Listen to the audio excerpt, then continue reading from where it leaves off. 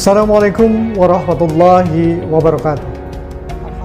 Visi SMK Intisab terwujudnya lulusan yang berkarakter, kompeten, handal, inovatif, kreatif, dan mampu bersaing di pasar lokal dan global.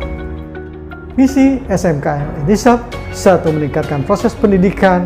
2. Menjadikan berbagai metode pembelajaran untuk terwujudnya aspek kognitif, afektif, dan psikomotor. 3. Meningkatkan dan mengembangkan sarana dan prasarana. 4. Meningkatkan kerjasama dengan DUDI. 5. Menjadikan IT sebagai media informasi. Kegiatan akademik: rencana jangka menengah terkait implementasi paket paket link dan match SMK DUDI. Kegiatan akademik: kegiatan yang sudah ditetapkan oleh pemerintah seperti proses pembelajaran, latih anak, mendidik melalui pembentukan karakter siswa atau soft skill. Kita rangkum ke dalam manajemen FOAS. Planning: merencanakan kurikulum sekolah KTSP, RKJM, RKT, dan RKS yang efektif, kooperatif, dan dipahami, dimengerti, dan diaktualisasikan oleh personal management. Organizing: memposisikan dan menyampaikan tupoksi kepada semua personal SMK. Aktualisasi seluruh kegiatan yang ada di SMK Intisab, baik itu kegiatan akademik dan non-akademik. Controlling: kita mengadakan supervisi kepada seluruh bagian dari manajemen sekolah. Non-akademik: untuk mengefektifkan kegiatan ekstrakurikuler, kami menugaskan masalah ini kepada kesiswaan. Alhamdulillah, kegiatan ini tersebut bukan hanya terbatas penyaluran hobi anak-anak, tetapi kegiatan ini juga dalam rangka pembentukan karakter siswa. 4. Kompetensi keahlian jurusan TBSM. Ini TBSM adalah jurusan yang betul-betul diprioritaskan untuk dijadikan unggulan. 2. Lulusan OTKP, PSY, dan RPL. Lulusan SMK bukan hanya siap untuk bekerja di dunia kerja, lulusan SMK juga harus bisa berwirausaha. Semua kegiatan yang ada di SMK Al-Intisab ini mengacu pada standar nasional pendidikan yang bermuara pada 8 standar pendidikan. Dengan perpindahan pengelolaan SMK ke Ditjen Vokasi, banyak perubahan struktur kurikulum, perbaikan link and match dengan perusahaan, sistem PKL. SMK Al-Intisab mendukung dan ingin menjadi bagian dari program COE atau Central of Excellence atau SMK Pusat Keunggulan. Semoga Allah memberikan anugerah melalui program SMK PK kepada SMK Al-Intisab. Kita siap jadi bagian dari program ini. SMK Al-Intisab siap. SMK Al-Intisab kerja keras, dan SMK Al-Intisab sukses. Terima kasih kepada semuanya, dan mohon maaf. Akhirul kata, Assalamualaikum warahmatullahi wabarakatuh.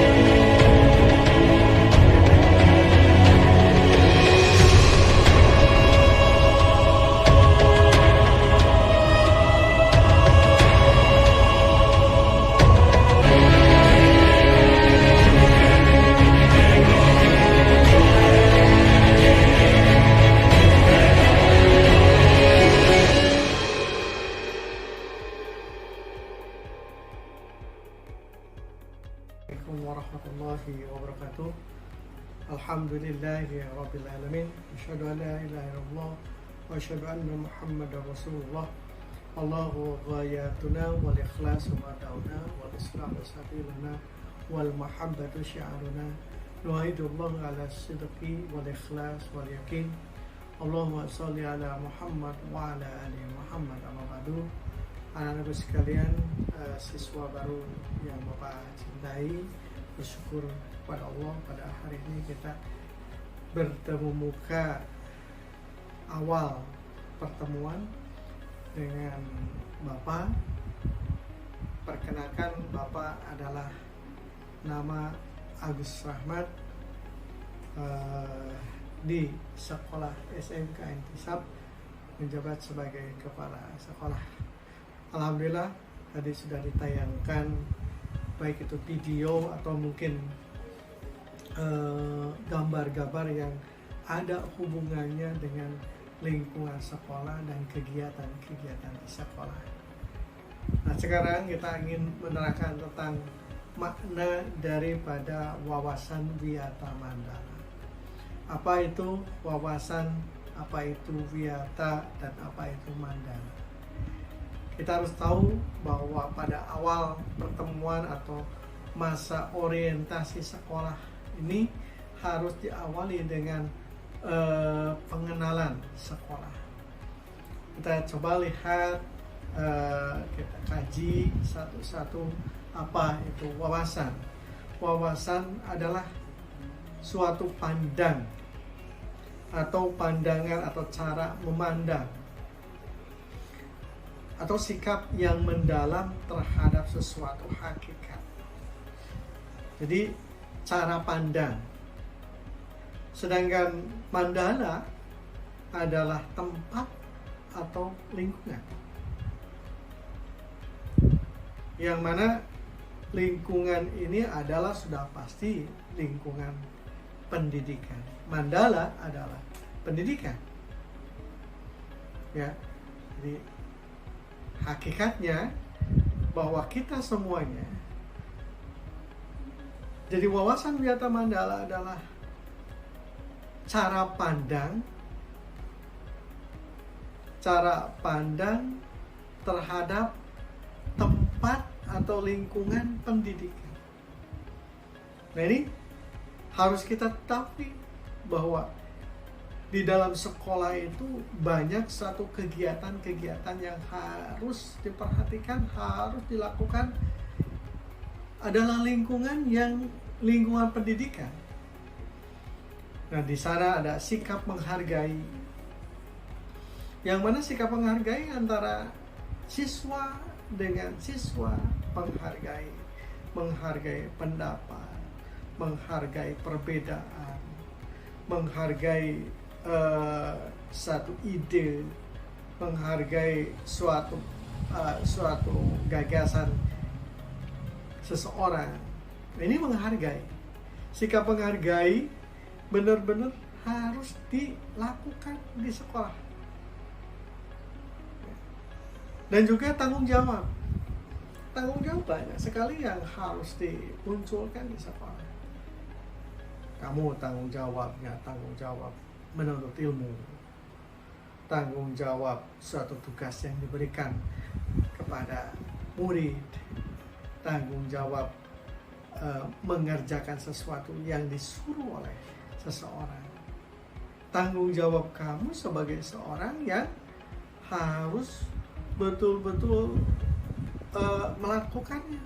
Contohnya melakukan sholat, tanggung jawab terhadap Allah, mengerjakan PR, tanggung jawab seorang murid, mengerjakan tugas, tanggung jawab seorang murid. Jadi nggak bisa melalaikan tanggung jawab. Nah, itu di lingkungan sekolah. Tanggung jawab terhadap lingkungan sekolah. Bagaimana lingkungan sekolahnya? Lingkungan sekolah harus bersih selalu. Juga lingkungan sekolah harus nol dari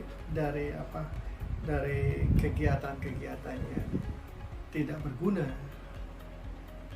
tanggung jawab. Dan lingkungan sekolah banyak sekali, kebersihan,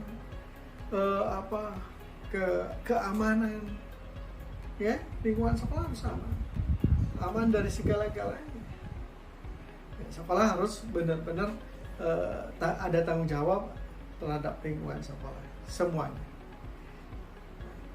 sebagai tempat untuk ilmu pengetahuan, juga tempat sebagai menuntut ilmu tadi ada kewajiban, dan juga menuntut ilmu pengetahuan di sekolah. Kamu harus benar-benar, kenapa? Karena sekolah itu tempat untuk pendidikan, pemberian pengetahuan, pelatihan, dan semuanya itu ada. Ada unsur-unsur yang harus diketahui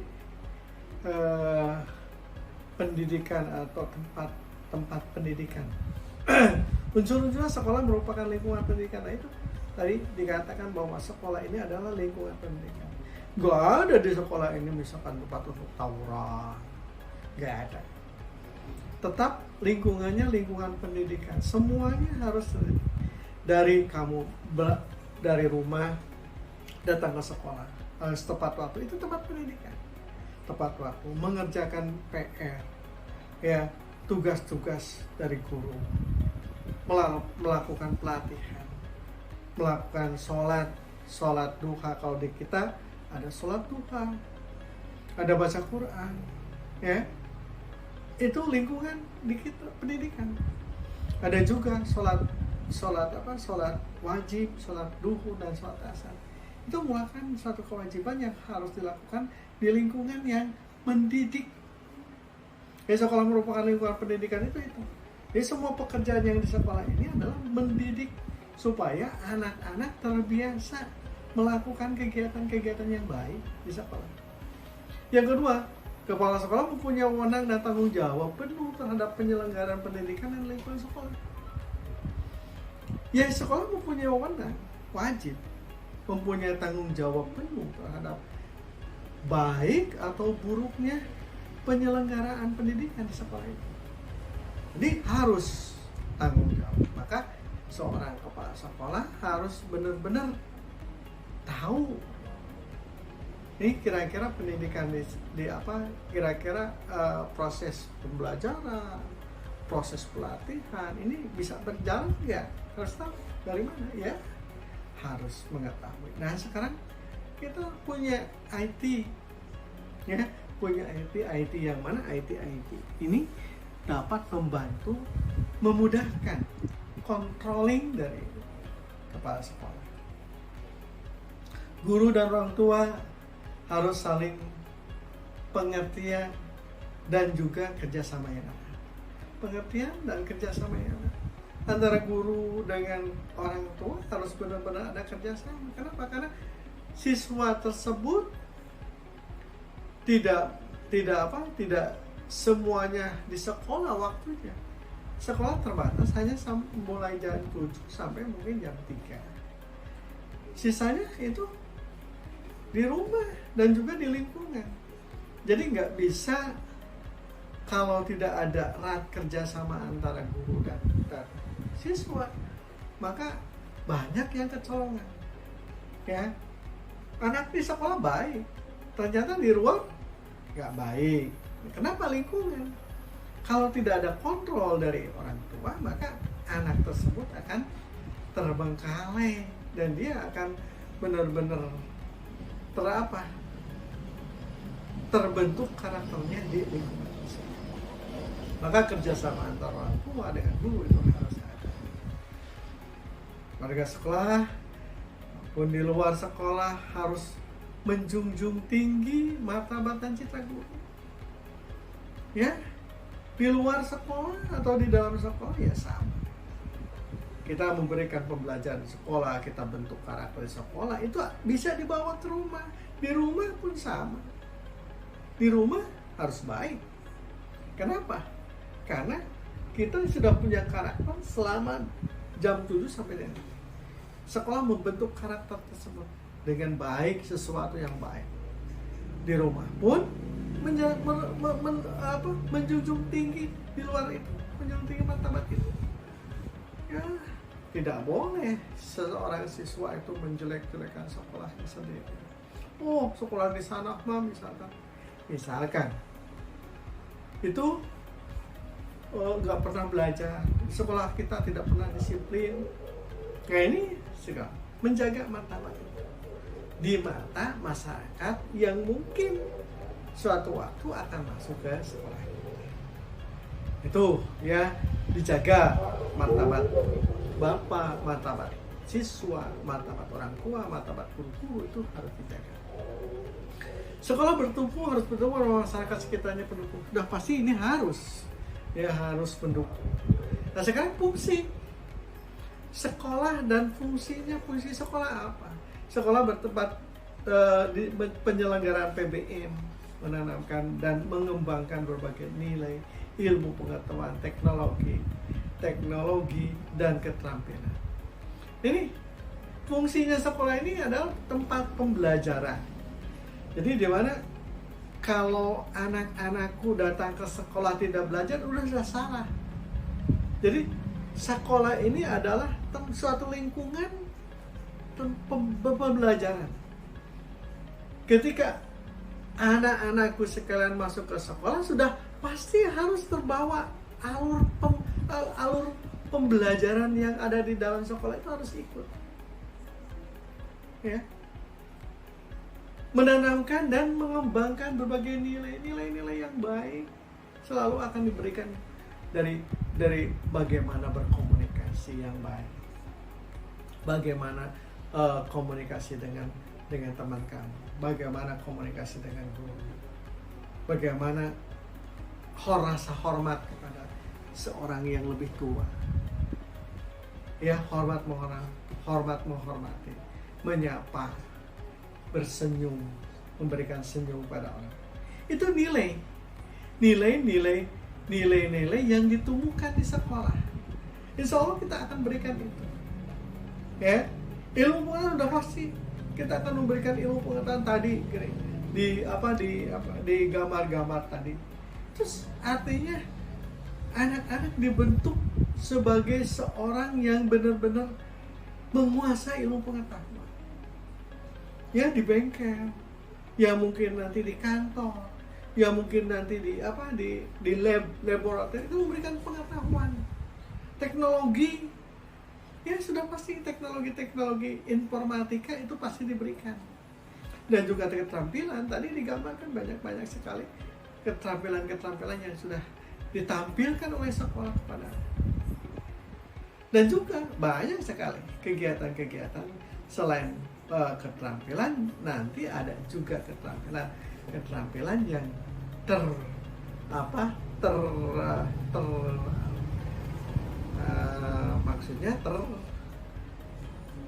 berada di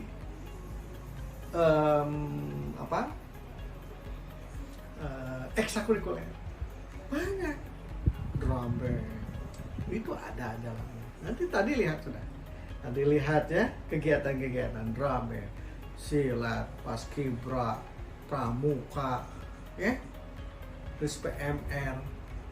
Itu banyak kegiatan keterampilannya, itu harus diikuti oleh semuanya, bukan hanya orang per orang saja, hanya tertentu, tapi semua. Untuk apa? Untuk membentuk karakter, ya, pembentukan karakter keterampilan yang harus benar-benar dikuasai oleh siswa. Ya, ini merupakan lembaga pendidikan formal. Ya, sekolah ini adalah lembaga pendidikan formal, tempat berlangsungnya PBM untuk pembinaan dan pengembangan ilmu pengetahuan, teknologi, pandangan hidup, kepribadian juga. Ya, hubungan antara manusia dengan lingkungan, bagaimana hubungan antara manusia dengan lingkungan. Ya, kamu harus menyukai. Kenapa? Karena lingkungan di kita ini mendukung sekali. Contohnya mungkin kalau lingkungan asri, lingkungan hijau, itu akan memberikan dampak kepada kita semuanya. Ya, lingkungan manusia dengan Tuhannya, yaitu ya lingkungan manusia dengan Tuhannya, hubungan antara manusia dengan Allah, dengan ibadah sholat, dengan membaca ayat suci Al-Quran, dengan sholat berjamaah, itu adalah hubungan antara manusia dengan Tuhan. Ya, terus yang terakhir adalah kemampuan berkarya.